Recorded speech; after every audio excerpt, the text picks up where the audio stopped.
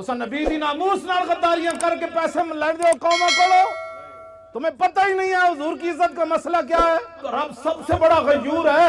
حضور نے فرمایا سب تو بڑا غیرت مند رب ہے۔ جناب یوسف علیہ السلام دے بھائیاں نے جناب یوسف علیہ السلام نو کھوہ وچ سٹیا نا تے قافلہ آ گیا، انہیں ڈول پایا تے جناب یوسف ڈول پکڑ کے تے کنویں دے باہر آ گئے۔ قالو یا بشرا ھذا غلام، وہ کہنے لگے وہ کتنی خوشخبری والی بات ہے، یہ وچوں بچہ خوبصورت نکل آیا۔ بھائی پھر نسدے آئے، انہاں کہا تے ساڈا بھجیا ہوا غلام ہے۔ انہاں کہا ان کی پروگرام ہے؟ انہاں کہا وشروا بثمن بخس دراہم معدودہ وکانوا فیہ من الزاہدین۔ انہاں کہا سی یہ غلام بیچنا ہے، نسن دی بڑی بھڑی عادت ہے، چند کھوٹے درہم ہی دے دیو، اسی یہ غلام بیچنا ہے۔ جناب یوسف دی قیمت لگی بازار مصر وچ۔ اے علماء کم از کم 6 مہینے جمعہ پڑھا سکتے ہیں سورہ یوسف دے ہوتے، تسی کیوں نہ پڑھان دے جمعے؟ سورہ یوسف پڑھ کے دسو قوم نو کہ جناب یوسف دی صرف قیمت پئی ہے بازار وچ۔ رب 7 سال قات لے آیا مصر وچ، 7 سال قات سالی آ گئی۔ دودھ پیندا بچہ بھی جدو جناب یوسف دے پیراں چ وکیا نہیں سی نا، دودھ پیندا بچہ بھی جدو ماں پہ ویچ کے نہیں سننا گئے، اس وقت تا رب قات نہیں ہٹایا۔ رب اپنے نبیوں دی عزت دے بارے اتنا غیور ہے، وہ تو جناب یوسف ہے، اور امام الانبیاء کی بات تو ہے ہی نرالی۔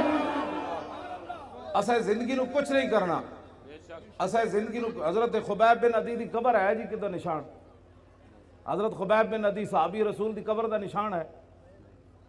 مشرکین مکہ نے آپ نو سولیوں تے بدھیا، پہلے سولیوں تے بن کے نا پھر انہاں پورے عرب نو بلایا۔ انہاں کیا امام الانبیاء دے غلامہ نے جدہ جدہ بندہ ماریا، جنہوں نقصان پہنچایا، ایک غلام قابو آ گیا خبیب بن عدی، اسی نو بند دیتا ہے سولیوں تے، آؤ تے تلواراں تے نیزے لے آؤ تے چھرے لے آؤ تے چاقو لے آؤ تے تیر لے آؤ، ایک بندے کو تسی بدلہ لو۔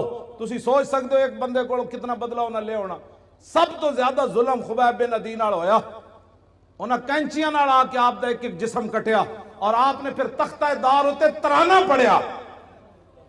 مکہ تو حضور بہت بعد فتح ہویا نا جی، آمنو جتھے مقام تنعیم ہے نا مسجد عائشہ، اس مقام ہوتے آپ نے تختہ دار جدو آپ دا جسم کٹ رہے سن نا، اور دوروں ہٹ کے نشانہ بن رہے سن، لو تو نہیں سی نا، خبیب بن عدی دا جسم تا انسان آڑا ہی سی نا، دوروں ہٹ کے انہاں دے نشانہ باز، دوروں ہٹ کے آپ تے تلوارہ نال آپ تے چھوڑے لا رہے سن، ایک ایک جسم نے ایک چھوڑے جو لکڑی دے چھوڑے لا دین، انج لا رہے سن تے آپ انجے تختہ دار ہوتے بدھے ہوئے سن، تے آپ نے انہوں نے ویکھ کے فرمایا تم کیا سمجھتے ہو کہ میں نے جن کا کلمہ پڑھا ہے میں بے وفائی کر جاؤں گا؟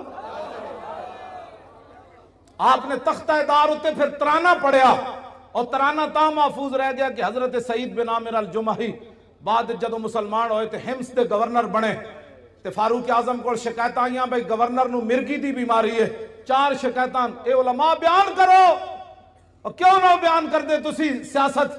انہاں کہا رسول اللہ 10 سال خود سیاست کی تھی، ممبر تے بھی حضور ہی بیٹھے، تختوں تے بھی حضور ہی بیٹھے، عدالتہ بھی رسول اللہ دیا سن، بازارہ بھی حضور دا دین سی، کیوں نہیں تسی بیان کر دے؟ تو انہوں کمیٹیاں کہہ دیاں مولی صاحب تسی سیاست دان ہو گئے ہو، انہاں کہا جس نبی دا میں کلمہ پڑھیا ہو نبی نے سیاست کی تھی۔ اے حضور تاں گل محفوظ رہ گئی کہ سعید بن عامر جڑے اس موقع تے موجود سن نہ جو کلمہ نہیں سی انہاں پڑھیا، بعد جو انہاں کلمہ پڑھ لیا، انہاں پھر صحابہ نو دسیا سی کہ انہاں نال تو آپ نو جدو حضرت عمر کو 4 شکایتیں آئیاں نا بھئی انہوں مرگی دی بیماری، حضرت عمر نے حمص سے تو طلب کیتا۔ میں جدو حمص دی حدود داخل ہویا نا جی ملک شام جدو میں گئے سی تو میری اکھاں رون لگ پئیاں سن کہ اے او شہر ہے جدے وچ گورنر حضرت سعید بن عامر الجمحی، قبر میں نو نہیں ملی، میں اتھے حاضری ضرور دی خالد بن ولید دی قبر تے، آپ دی قبر میں نو مل گئی، میں اتھے حاضری دیتی۔ بہرحال سعید بن عامر الجمحی جدو حضرت عمر کو آئے نا 4 شکایتیں سن، انہاں وچ ایک مرگی دی بیماری، آپ نے فرمایا تو انہوں مرگی دی بیماری روزانہ ڈھائے پاندے ہو، بے ہوش ہو جاندے ہو؟ آپ نے عرض کی تھی نہیں، انہوں نے کہا پھر بے ہوش کیوں ہوندے ہو؟ فرمایا جدو جسم کٹیا جا رہے سی نا سولی تے بن کے، اس ویلے میں موجود سی، تے میں جدو تصور کرنا میں بے ہوش ہو جاتا۔ اتنا بڑا ظلم ہویا سی حضرت خبیب بن عدی نال۔ خبیب بن عدی نے تختہ دار ہوتے ترانہ پڑھیا، سنا دے ماں لقد جمع الاحزاب حولی والبوا قبائلهم واستجمعوا كل مجمعی وكلهم مبدل عداوت جاہد علی لانی فی وساق بمضیعی وقد جمعوا ابناهم ونساهم وقربت من جزع طويل ممنعي وقد خيروني الكفر والموت دونا وحملت عيناي من غير مجزعي فلست بمبدل للعدو تخشعا ولا جزعا إني إلى الله مرجعي وما بي حذار الموت انی لمیت ولکن حذاری جحم نار ملفعی. جب آپ کا جسم کٹ رہے سن تو اس شعر دا معنی میں فرمایا میں موت سے نہیں ڈرتا، موت تو ایک دن آنی ہے.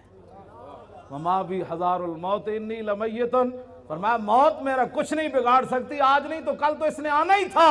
ولکن حذاری جحم نار ملفعی، میں تے اس جہنم دی اگ دے شولے کو ڈرنا جڑا پورا لپیٹ چ لے لوے گی. ہاں فرمایا موت سے میں نہیں ڈرتا، میں تو اس آگ سے ڈرتا ہوں کہ حضور سے بے وفائی ہو گئی تو پھر کیا ہوگا. فضل العرش صبرنی علی ما یراد بی فقد بدوا لحمی وقد یاس مطمعی. فرمایا انہوں نے تو میرا جسم بھی کاٹ دیا اور میرے زندہ رہنے کی امید بھی مک گئی. ظاہر جسم جب کاٹا جا رہا تھا تو پھر آخر میں چہرے کو انہوں نے تلواریں ماری نا، پھر آخر میں ناک کان انہوں نے کاٹے، آنکھوں کے اندر پھر برچھے تو آخر میں ڈالے نا. انہوں نے کہا کہ انہوں نے تو میرا جسم کاٹ دیا، اب زندہ رہنے کی امید بھی ختم ہو گئی. آگے الاللہ اشکو غربتی ثم قربتی وما ارصد الاحزاب لی عند مسرعی. اب میری غریب الوطنی اور میرے اوپر جو ظلم ہو رہا ہے میں اس کی شکایت اپنے رب کی بارگاہ میں کر رہا ہوں. کیوں جی آخر تو پھر کی فرمایا جدوں نہ جسم اپنوں ایتھے مارن لگ دے تو پھر زبان کٹنے دے قریب آئے نا، جدوں آپ دی زبان پھر انہیں کٹنے کا بار کٹ کے زبان کٹن لگے، اس ویلے پھر آپ نے فرمایا فَلَسْتُ بَالِي حِينَ اُقْتَلُ مُسْلِمًا عَلَىٰ جَنْبٍ كَانَ لِلَّهِ مَسْرَعِي وَذَلِكَ فِي ذَاتِ الْإِلَٰهِ وَإِن يَشَاء يُبَارِكْ عَلَىٰ أَوْصَالِ شِلْوٍ مُمَزَّعِي. فرمایا میری زبان کاٹنے کے بعد اب یہ خاموش ہو جائے گی. فرمایا سن لو، مجھے تمہاری اب زبان کاٹنے کے قریب آ گئے، مجھے اس بات کی کوئی پرواہ نہیں تم میری زبان کاٹنے لگے ہو، اس لیے کہ میں دنیا سے محمد عربی کا غلام بن کے جا رہا. ہاں جی توجہ جی. فرمایا یہ سب کچھ میں اللہ رسول کے لیے برداشت کر رہا ہوں. وَذَلِكَ فِي ذَاتِ الْإِلَٰهِ وَإِن يَشَاء يُبَارِكْ عَلَىٰ أَوْصَالِ شِلْوٍ مُمَزَّعِي. فرمایا میرا جسم کاٹ کر تم تاڑیاں مار رہے ہو کہ ہم نے حضور کے غلام سے بدلہ لے لیا.